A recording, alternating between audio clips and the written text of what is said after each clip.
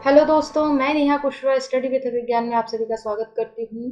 और ये सीरीज चल रही है एमपीपीएससी के पॉलिटी के एमसीक्यूज की। तो आप सभी को ये पता है कि हम टॉपिक वाइज चीज़ों को डिस्कस कर रहे हैं। कॉन्स्टिट्यूंट असेंबली डिस्कस कर चुके हैं, उसी के साथ में आप सभी को पता है preamble and source of constitution भी हम प्रीवियसली डिस्कस कर चुके हैं। आज से जो हम शुरू करने वाले हैं वो है जहाँ पर हम सिटीजनशिप के बारे में बात करेंगे, साथ ही साथ में fundamental right, fundamental duties and DPSP के बारे में बात करेंगे। तो ये सारी चीज़ों के बारे में हम कंटिन्यू करते हैं। वीडियोस के बेटर यूटिलाइजेशन के लिए मैं ये बोलूँगी कि आप लोग पहले वीडियो पॉज किया कीजिए और उसके बाद आप क्वेश्चन पढ़िए, आंसर दीजिए और फिर मेरे आंसर को देखिए, ताकि आपको भी पता चले कि आप कितना जानते हैं कितना नहीं जानते हैं। चीज़ों को थोड़ा सा एग्जाम के तरीके से लेने की कोशिश किया कीजिए। ओके, चलिए आज के क्वेश्चन को शुरू करते हैं। में पूछा गया जो पहला क्वेश्चन है, इसमें बोला गया है कि under which article of the constitution are the cultural and educational rights granted. तो देखो, आप सभी को जैसे मैं बताऊं, अगर आपको याद करना है ना फंडामेंटल राइट, तो आप इस तरह से याद करिए कि राइट टू इक्वालिटी कितने कितने से कितने तक दिया हुआ है। फिर आप देखिए कि उसके बाद रिलीजन कहाँ से कहाँ तक दिया हुआ है। फिर उसके बाद देखिए कि कहाँ पर एक्सप्लॉयटेशन वाला है। ऐसे कर करके आप याद करेंगे ना, तो आपको जरूरी नहीं है कि आपको सारे आर्टिकल याद हो, लेकिन अगर आपको ये पता है ना कि इसके बारे में इनसे, मतलब मान लीजिए मैंने बोला कि किसी में 14 से लेकर 18 तक का है, तो आपको ये पता होगा कि इतने के बीच में है। आंसर को टिक करने के लिए आपके पास जो टाइम है उसके अकॉर्डिंग आप आंसर बहुत अच्छे से लगा पाएंगे और साथ ही साथ में गलत होने के चांसेस कम हो जाते हैं। सिंपल सी बात है ना। तो इस तरह से यहाँ पे देखिए, अगर यहाँ पे कल्चरल एंड एजुकेशनल पूछा हुआ है तो आप सभी को पता होगा कि 2 आर्टिकल है। ठीक है, अब 2 है, इसका मतलब क्या है, 29 और 31 2 है क्या? नहीं, ये तो 3 हो गए, ये 4 हो गए, ये 2 हैं, तो मतलब 29 to 30, मतलब आपको एक एवरेज पता होना चाहिए और उसी के हिसाब से आप लगा लेंगे। लेकिन ये इसका आंसर नहीं है, 30 है बट 31 नहीं है ना। 31 तो हमने यहीं पर हटा कर दिया ना। तो इस हिसाब से थोड़ा सा देख के आप थोड़ा सा कॉमन सेंस के थ्रू भी अपने आंसर को लगाएंगे तो चलेगा। तो इसका सही आंसर है क्या? आर्टिकल 29 और आर्टिकल 30, जिसमें हमारे कल्चरल एंड एजुकेशनल राइट्स के बारे में बताया गया। अब बढ़ते हैं नेक्स्ट प्रश्न की तरफ। इस प्रश्न की अगर हम बात करेंगे तो इस प्रश्न में ये बोला गया है कि आर्टिकल 19 में कौन सी चीज डायरेक्टली मेंशन नहीं है हमारे संविधान में। तो मेंशन मतलब आर्टिकल 19 के अंदर ही आता है बट डायरेक्टली मेंशन नहीं है, ये पूछा गया। तो आप सभी के सामने 4 ऑप्शन अवेलेबल हैं। Freedom of speech and expression direct आता है, freedom of assemble peacefully without arms ये भी है ना। उसी के साथ में फ्रीडम ऑफ मूव फ्रीली ये भी है अपने पास। ये फ्रीडम ऑफ द प्रेस ये हमारे पास डायरेक्टली नहीं है, लेकिन हाँ ये किस में आता है, स्पीच एंड एक्सप्रेशंस के उसमें ही डायरेक्टली आ जाता है। और इसको अगर हम देखेंगे तो 19A में आता है। इस तरह से भी आप चीज़ों को देख सकते हैं। ठीक है, चलिए बढ़ते हैं नेक्स्ट प्रश्न की तरफ। इस प्रश्न में ये पूछा गया है कि राइट टू कॉन्स्टिट्यूशनल रेमेडीज किसके अंदर में आता है। तो रेमेडीज के बारे में बात करेंगे तो ये किसके अंदर में आती है, fundamental right, legal right, constitutional right and natural right. तो ये तो आप नहीं लगा सकते, लीगल राइट वगैरह में नहीं आता है। सिंपल से इसका आंसर है फंडामेंटल राइट, ये चीज़ आप याद कर लीजिएगा। ओके, चलिए बढ़ते हैं नेक्स्ट प्रश्न की तरफ। इस प्रश्न में अगर हम देखेंगे तो इस प्रश्न में ये बोला गया है कि अगर किसी इंडियन नागरिक को, मतलब भारतीय नागरिक को, किसी पब्लिक ऑफिस से वंचित रखा जा रहा है क्योंकि उसका रिलीजन अलग है या रिलीजन के कारण उसको अलग रखा जा रहा है, तो ये किस में आना आएगा, कौन सा फंडामेंटल राइट का मतलब उसको रखेंगे कि इसके साथ ये गलत हो रहा है। तो आपके सामने है right to freedom, right to equality, right to freedom of religion और राइट टू अगेंस्ट एक्सप्लॉयटेशन। तो इसकी अगर हम बात करेंगे तो देखिए, फ्रीडम के बारे में मतलब कि स्वतंत्र है वो अपनी चीज़ों को बोलने में, करने में, सारी चीज़ों में, ये चीज़ हो गई। राइट टू इक्वालिटी इसका सही आंसर है, क्योंकि ये समानता का अधिकार, भारत में रहने वाले सभी नागरिकों को समान तरीके से देखा जाना चाहिए और ये राइट टू इक्वालिटी में ही आएगा। Right to freedom of religion अगर हम देखेंगे, इसको बहुत सारे बच्चे इसको कहेंगे कि सी आंसर होगा, बट इसका सी नहीं होगा, क्योंकि रिलीजन की फ्रीडम मतलब कि अपने धर्म को मानने की फ्रीडम है। आप जिस तरह से अपने धर्म को फॉलो करना चाहते हैं। अगर आपके धर्म में पगड़ी बांधने का बोला गया तो आप पगड़ी बांधिए, दाढ़ी बढ़ाने का बोला गया है दाढ़ी बढ़ाइए, अगर आपके यहाँ भगवा वस्त्र पहनने के लिए बोला गया है तो वो पहनिए। तो ये फ्रीडम में आएगा, है ना। इसलिए इसका सही आंसर बी होगा। ठीक है, चलिए बढ़ते हैं नेक्स्ट प्रश्न की तरफ। Fundamental freedom under article 19 suppressed during emergency caused by. तो जब आर्टिकल 19 है, जो फंडामेंटल राइट वो सस्पेंड होंगे ड्यूरिंग इमरजेंसी, तो कब होंगे, किसके कारण होंगे, ये चीज़ पूछी गई है।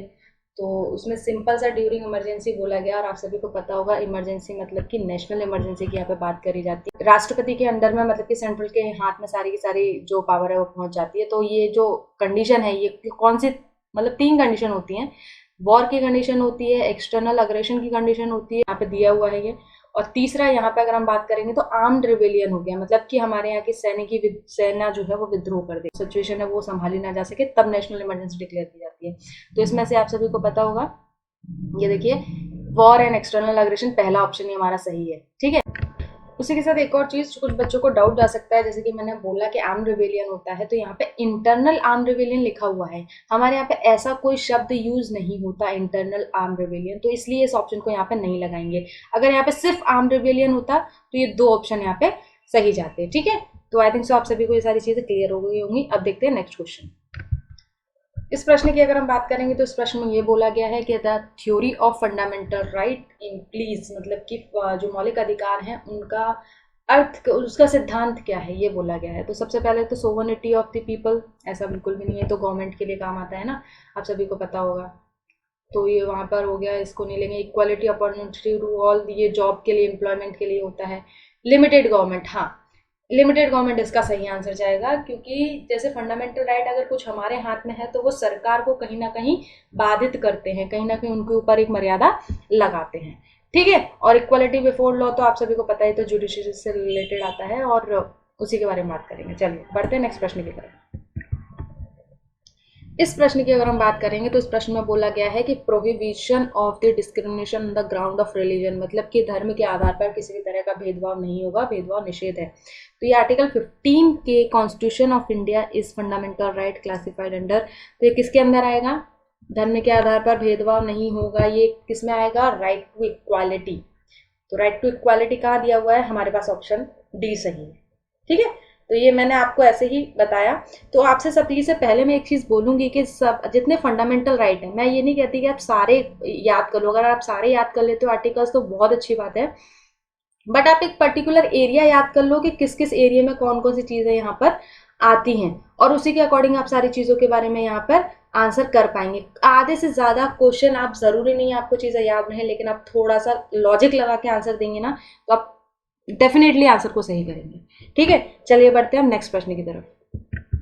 इस प्रश्न में ये बोला गया है कि कोई भी डिस्प्यूट, कोई भी ऐसी चीज़ जो फंडामेंटल राइट का वायलेशन करता है, तो वो कहाँ पर डायरेक्टली प्रेजेंट की जा सकती है?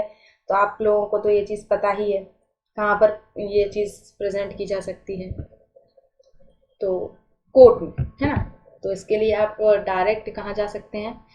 सुप्रीम कोर्ट भी जा सकते हैं और हाई कोर्ट भी जा सकते हैं, है ना। तो ऐसा कुछ नहीं, आप किसी भी कोर्ट में जा सकते हैं, लेकिन इसके लिए अपन एक चीज़ ये बोल सकते हैं कि अगर आपके फंडामेंटल राइट का वायलेशन होता है तो आप डायरेक्ट सुप्रीम कोर्ट भी जा सकते हैं। अदरवाइज आपने देखा होगा कि किसी भी प्रोसेस में आपको सबसे निचले स्तर के कोर्ट पर जाना पड़ता है, फिर अपर लेवल के कोर्ट पर, फिर उसके बाद कहीं बड़े लेवल के कोर्ट पर, मतलब कि सुप्रीम लेवल कोर्ट पर आप जा सकते हैं। लेकिन यहाँ फंडामेंटल राइट के बारे में बात करेंगे तो आप डायरेक्ट सुप्रीम कोर्ट जा सकते हैं। तो देखिए यहाँ पे ऑप्शन देखेंगे तो in the supreme court only, जहाँ ऐसे शब्द आ जाए ना तो उन थोड़े से आप थोड़ा सतर्क हो जाइए कि ये सही हो सकता है कि नहीं। तो ये सही नहीं है, ओनली नहीं आएगा, है ना।